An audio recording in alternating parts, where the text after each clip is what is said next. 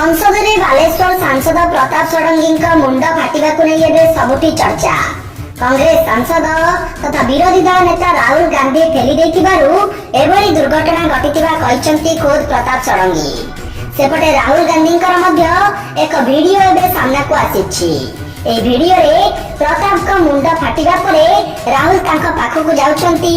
एही समय रे प्रताप को बीजेपी सांसद माने घेरी रहिछंती। एतिकी बेले राहुल जाई कहउछंती मु नुह बरं प्रताप षडंगी मते ठेली देथिले।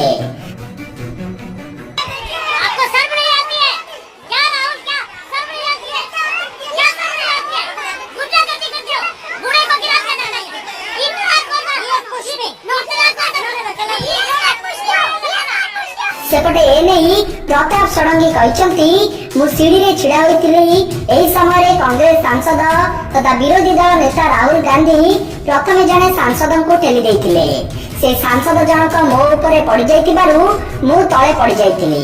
तेबे राज्यसभा रे केंद्र गृह मंत्री अमित शाह देइतिबा बयान को नै संसद रे हंगामा जारी रहिछि।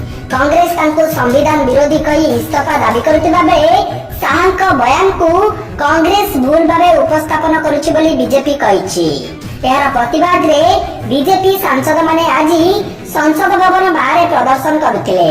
एही समय रे कांग्रेस और अन्य विरोधी सांसद माने भीतर को प्रवेश उद्यम करुथिबा बेले उभय पक्ष मध्य ठेलापेला होइतिला, जेउथिरे बीजेपी सांसद प्रताप षडंगी